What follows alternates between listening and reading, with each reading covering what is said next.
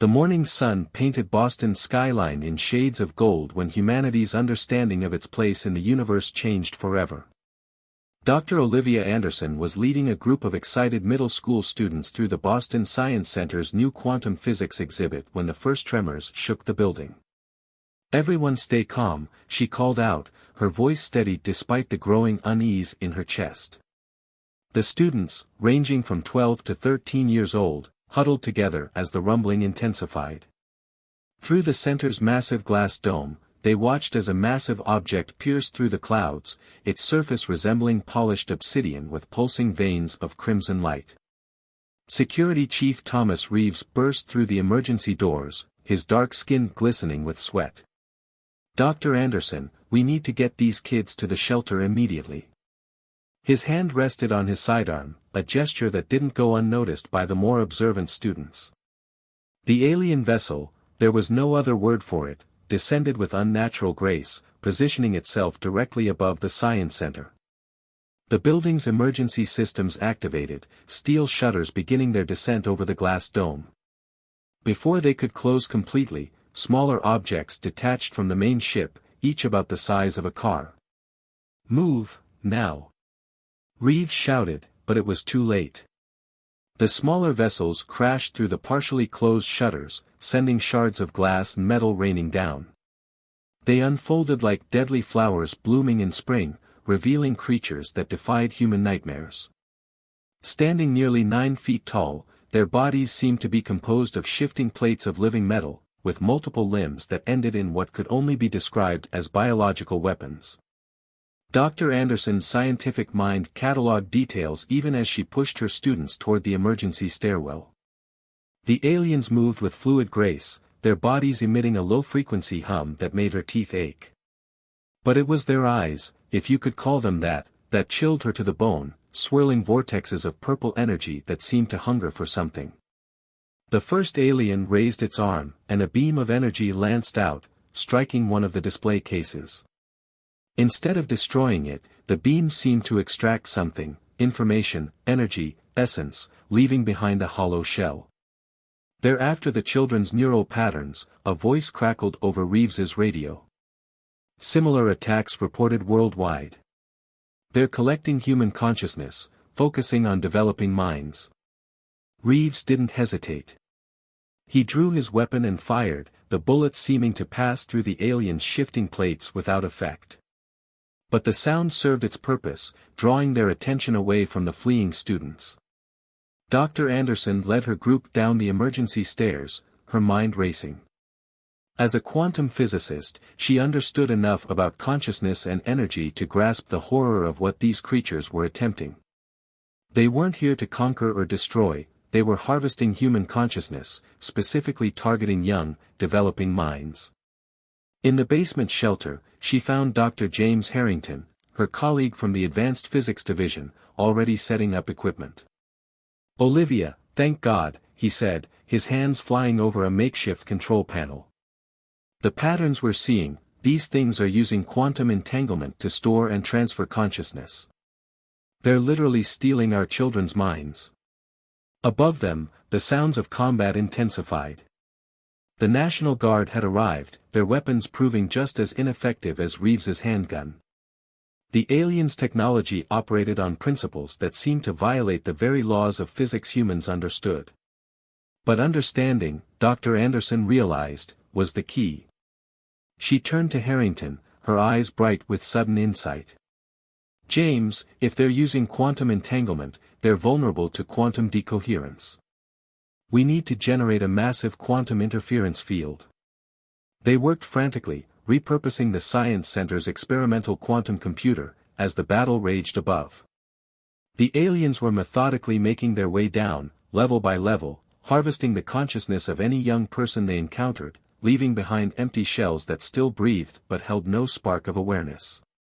When the shelter door finally burst open, revealing the nightmare creatures, Dr. Anderson was ready. She activated the modified quantum computer, and a wave of invisible energy pulsed outward. The effect was immediate and dramatic. The aliens' shifting plates froze, their energy weapons flickered and died, and their consciousness-stealing beams dissipated into harmless light. The victory was short-lived. Though they had saved the children in the shelter, reports were coming in from around the globe. Thousands of young minds had already been harvested. The aliens' main ship had retreated to orbit, but everyone knew this was just the beginning. As military personnel finally secured the Science Center, Dr. Anderson held a traumatized student close, watching as Reeves coordinated with National Guard units. The security chief's face was grim but determined. "They thought we would be easy prey," Reeves said, checking his now useless weapon. "They thought they could just take our children." Dr. Anderson nodded, her voice cold with fury. "They're about to learn why that was a mistake. Humanity has never been united before, but they just gave us a reason to stand together." In orbit, the alien vessel pulsed with stolen consciousness, unaware that it had just awakened something far more dangerous than itself, human rage focused into a singular purpose. The war for humanity's future was about to begin, and the enemy had no idea what they had unleashed. 1 week after the attack on Boston Science Center, the underground facility beneath the Rocky Mountains hummed with desperate activity. Dr. Olivia Anderson stood before a panel of military and scientific leaders, her holographic presentation showing the quantum interference patterns that had temporarily disabled the alien harvesters. "The aliens, we're calling them collectors, operate on principles that merge quantum mechanics with biological systems," she explained, dark circles under her eyes testament to sleepless nights. "Their consciousness harvesting technology creates a quantum bridge between their storage systems and their victims' minds." General Diana Martinez, newly appointed head of the Earth Defense Initiative, EDI, leaned forward. Her weathered face bore the strain of coordinating humanity's global defense efforts. "And you can block this bridge?"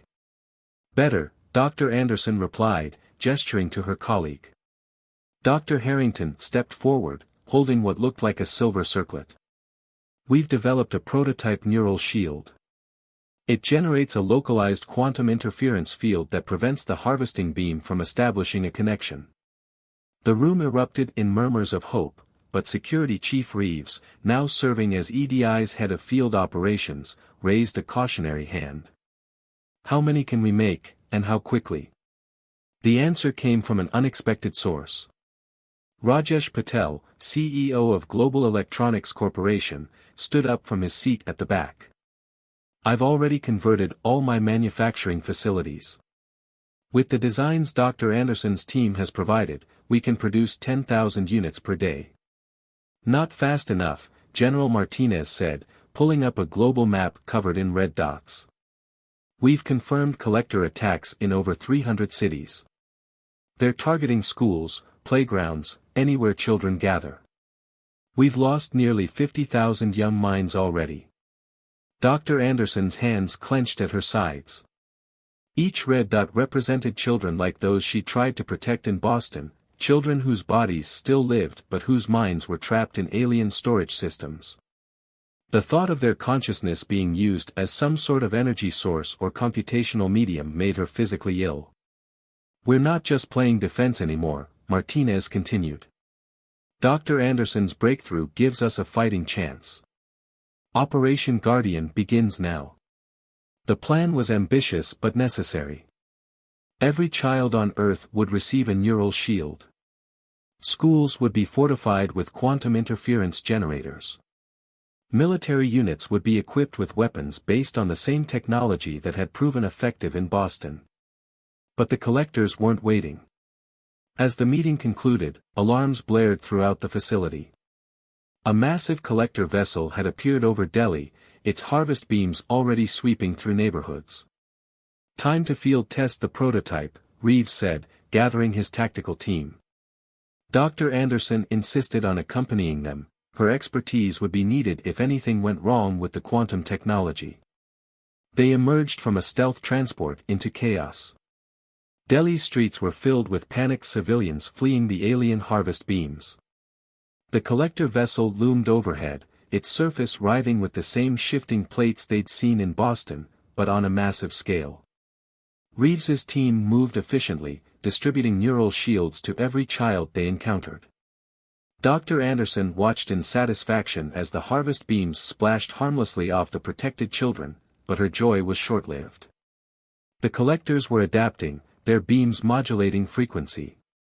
"They're trying to break through the interference pattern," she warned, making rapid adjustments to her control pad. The neural shields flickered but held. Then something new happened. The collector vessel released what looked like organic pods that burst in mid-air, releasing clouds of microscopic particles. "Everyone, masks on!" Reeves shouted, but several civilians had already inhaled the particles. Dr. Anderson's sensors went crazy.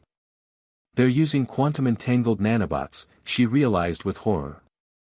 "They're trying to bypass our shields by rebuilding their quantum bridge from inside the body." But humanity had learned from Boston. Indian Air Force jets screamed overhead, equipped with quantum disruption bombs developed from Dr. Anderson's research. The explosions didn't damage the collector vessel physically but created massive quantum interference fields that disrupted their harvesting technology.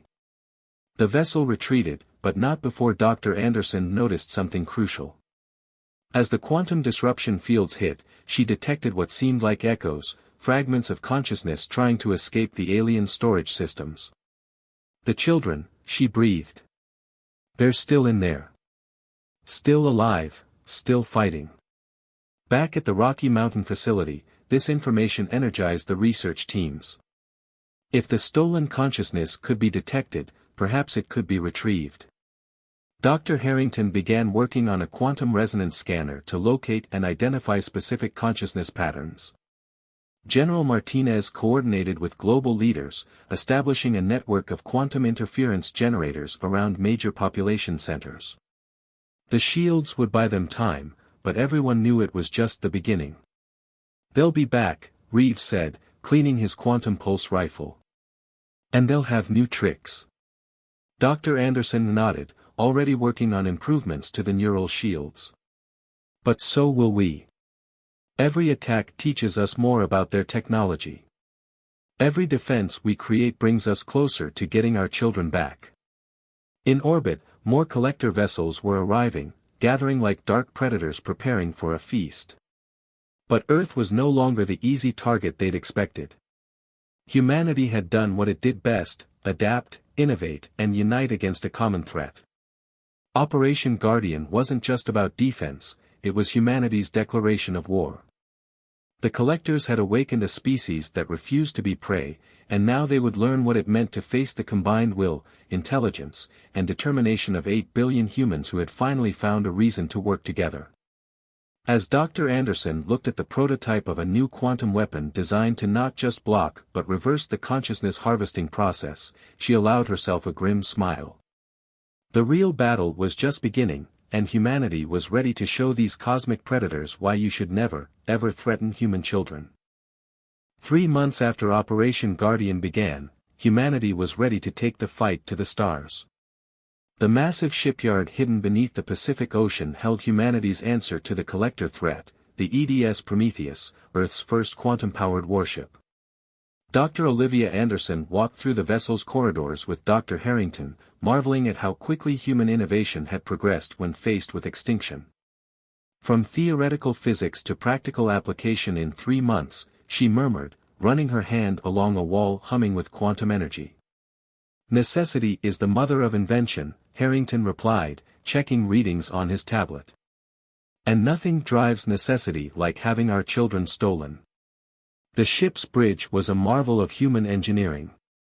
Captain Samira Hassan, former commander of a nuclear submarine and now the Prometheus's first captain, sat in the command chair running combat simulations. Her dark eyes tracked multiple holographic displays showing quantum field projections and weapons system status. "Final diagnostics are green," she reported as Anderson and Harrington entered. "The quantum drive is stable, and the consciousness retrieval system is online. We're ready." General Martinez's hologram appeared on the bridge. "The collectors have been detected near Saturn. They're building something, probably a forward operating base. This is our chance to test our new capabilities and maybe rescue some of our children. Security Chief Reeves, now commanding the ship's marine contingent, checked his quantum pulse rifle. His team was equipped with the latest in quantum-enhanced combat suits, designed to protect against both physical and consciousness-based attacks. Remember, Dr. Anderson addressed the crew, the quantum resonance scanner should be able to detect and isolate individual consciousness patterns. If we can get close enough to their storage systems, we might be able to start bringing our children home. The Prometheus rose from its underwater berth, its quantum shields making it invisible to conventional detection. As it broke through the ocean's surface, its advanced propulsion system engaged, carrying humanity's hopes into space. The journey to Saturn took hours instead of months, thanks to the quantum drive's ability to create localized spacetime distortions. As they approached, they saw the true scale of the collector operation. Dozens of their biomechanical ships swarmed around a massive structure that looked like a twisted version of a neural network, pulsing with stolen consciousness. Multiple consciousness signatures detected, Harrington reported, his voice tight. Thousands of them. The structure, it's some kind of consciousness processing center. Captain Hassan's face hardened. Battle stations. Prepare the quantum disruptors. The Prometheus struck without warning, its quantum weapons tearing through the collector's defenses like lightning through fog. The alien vessels, caught off guard by technology they'd never encountered before, scattered in confusion. But the collectors adapted quickly.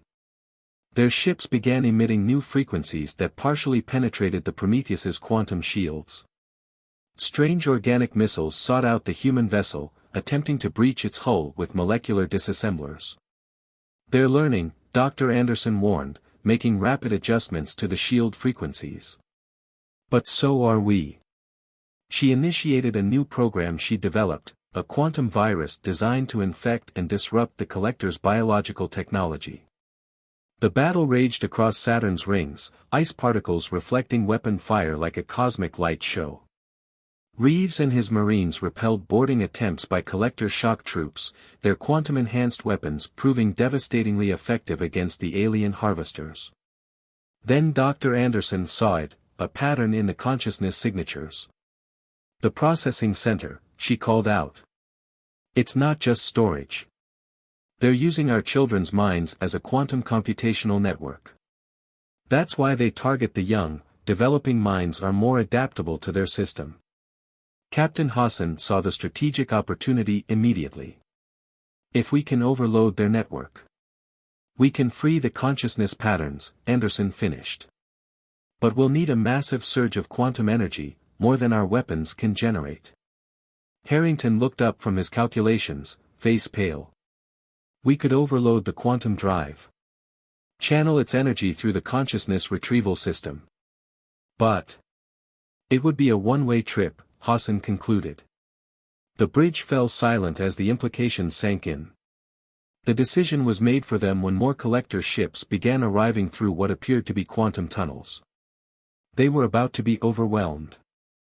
Begin evacuation, Hassan ordered. Everyone but essential personnel to the escape pods. We're taking this ship into the processing center. Dr. Anderson refused to leave, knowing her expertise would be needed to manage the quantum overload. Harrington stayed too, working frantically to modify the retrieval system for its new purpose. The Prometheus, its hull scarred by alien weapons, dove toward the massive neural structure.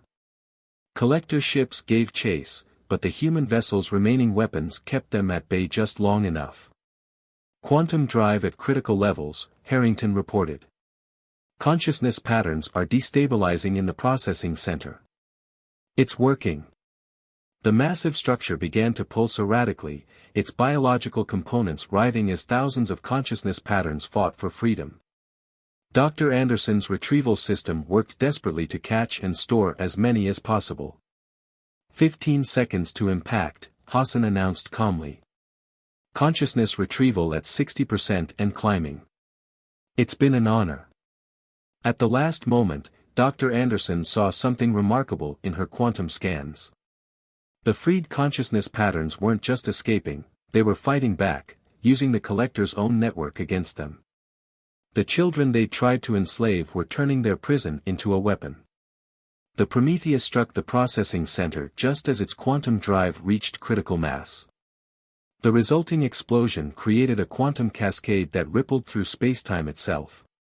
When it cleared, the processing center was gone, and the remaining collector ships were retreating in disarray. Back on Earth, in medical facilities across the globe, children who had been empty shells for months suddenly gasped and opened their eyes. Not all, the retrieval system hadn't been able to save everyone, but thousands of young minds found their way home. The Prometheus and her brave crew were hailed as heroes, and their sacrifice marked a turning point in the war. Humanity had proven it could not only defend against the collectors but could hurt them, could take back what they'd stolen. But in the vast darkness between Saturn's rings, something else was stirring. The quantum cascade had done more than free human consciousness, it had awakened something ancient, something that had been watching and waiting. Something that had its own scores to settle with the collectors. Humanity's counterattack had changed the rules of engagement, but it had also attracted the attention of beings who would soon become either powerful allies or dangerous new enemies. The quantum ripples from the Prometheus's sacrifice reached far beyond Saturn, carrying with them a message that humanity would not go quietly. In the depths of Jupiter's atmosphere, something ancient stirred. Dr. Olivia Anderson stood in EDI headquarters, studying the strange signals their quantum arrays had been detecting since the battle at Saturn. These patterns, she told General Martinez, they're not random. Something's trying to communicate. Before Martinez could respond, every quantum-enabled device in the facility activated simultaneously. A voice filled the room, not spoken but somehow transmitted directly into their minds, carrying with it images of crystalline cities and seas of living metal. Children of Earth, it said, we are the Luminara. We too know the hunger of the harvesters. The being that materialized in their quantum projector was beautiful and terrifying, a creature of pure energy contained within a crystalline form that shifted and flowed like liquid light. I am Zorax, speaker for the Luminara Collective. We have watched your resistance with great interest. Dr. Harrington's instruments were going crazy. Their quantum manipulation technology is centuries beyond ours, he whispered in awe.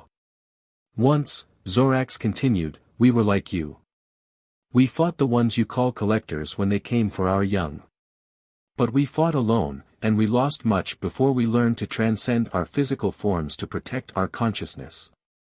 More signals were coming in. From Mars's polar ice caps, crystalline ships of impossible geometry emerged. From the depths of Europa's oceans, massive beings of living metal rose to the surface. Humanity was about to discover they weren't just part of a war, they were part of a galaxy-spanning resistance. The next few weeks were a crash course in galactic politics. The Luminara introduced humanity to other survivors of collector attacks, the Metal Kin, a species of sentient machines who had evolved specifically to combat the consciousness-stealing threat, the Quantum Weavers, beings who existed partially in higher dimensions and had developed the first quantum weapons, and the Deepborn, mysterious entities from Europa who communicated through patterns of bioluminescence. In a massive underwater facility off the coast of Japan, representatives from each species gathered to form the Alliance of Sentient Species. Dr. Anderson found herself working alongside beings she could barely comprehend, each contributing their unique understanding of quantum mechanics and consciousness.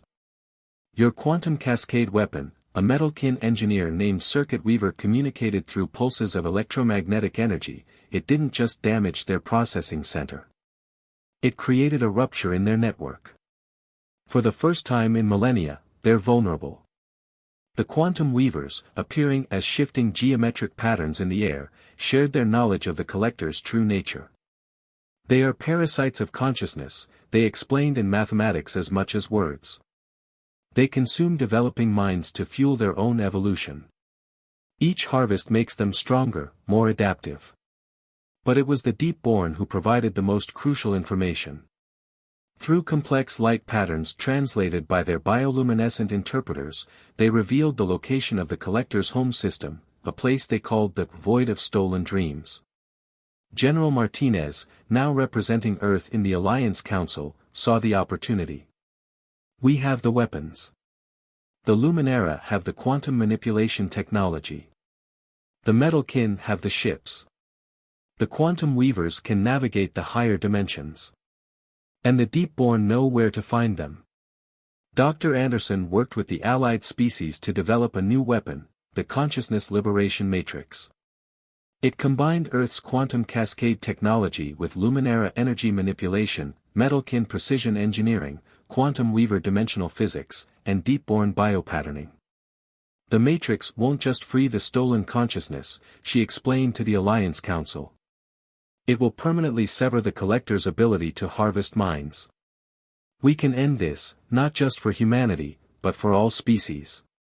The Alliance fleet that assembled in Earth's orbit was like nothing humanity had ever imagined. Luminera crystal ships that bent light and reality around them. Metalkin dreadnoughts that could reconfigure themselves into living weapons. Quantum weaver vessels that existed in multiple dimensions simultaneously. Deepborn bioships that pulsed with patterns of power and purpose. And at the center of the fleet, humanity's contribution, the EDS Vindication, built from the lessons learned from the Prometheus, carrying the Consciousness Liberation Matrix. But the Collectors weren't going to wait for the attack. Their harvest ships appeared in massive numbers, emerging from quantum tunnels around the solar system.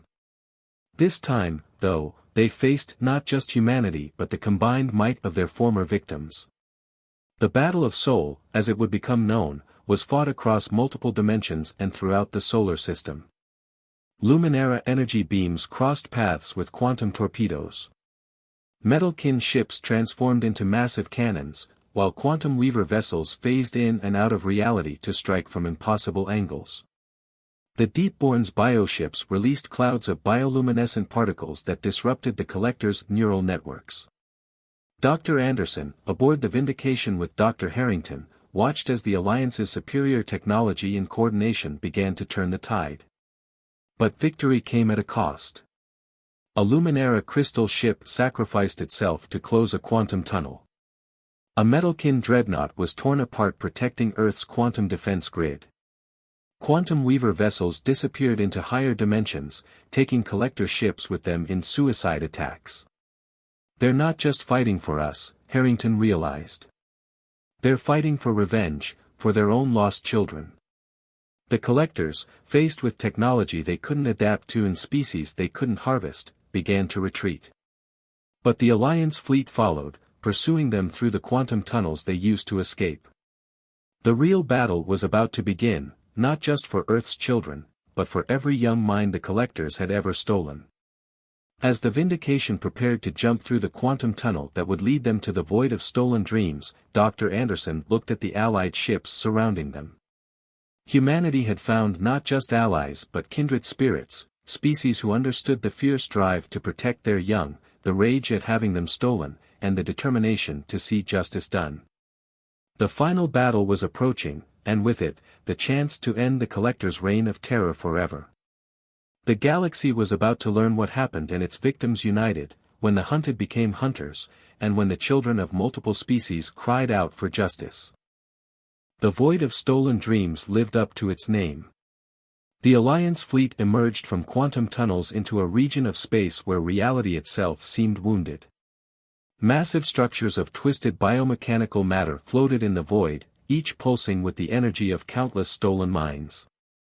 Dr. Olivia Anderson stood on the bridge of the EDS Vindication, her quantum sensors overwhelmed by the sheer volume of consciousness signatures. "There are millions of them," she whispered. "Not just human children, the stolen minds of every species they've ever harvested." The Collector home system was defended by a swarm of harvest ships that made their previous encounters seem like skirmishes. Behind them loomed their central consciousness repository, a structure the size of Earth's moon, built from the accumulated knowledge and neural energy of countless civilizations. All Alliance vessels, battle positions, General Martinez's voice came through the quantum comm. The combined fleet moved with practiced precision, Luminera crystal ships forming a vanguard, their energy forms blazing like newborn stars. Metalkin dreadnoughts transformed into a wall of living weapons. Quantum Weaver vessels phased between dimensions, preparing their reality-warping attacks. Deep-borne bioships released clouds of tactical bioluminescence.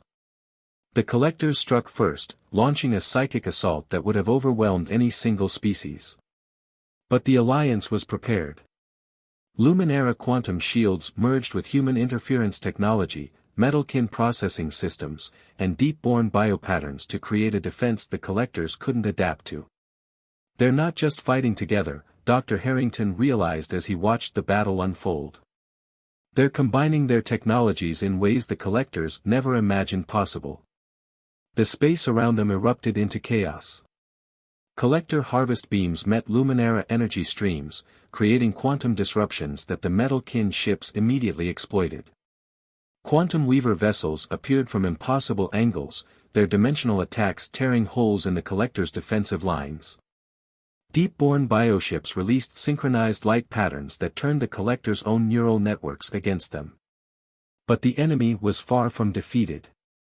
From the central repository came a wave of consciousness energy, the stolen minds turned into weapons against their would-be rescuers. Alliance ships began reporting crew members falling into comas as the Collectors tried to add them to their collection. Now, Dr. Anderson commanded. The Vindication's main weapon, the Consciousness Liberation Matrix, powered up, combining the quantum cascade technology that had proven so effective at Saturn with the unified sciences of all Alliance species.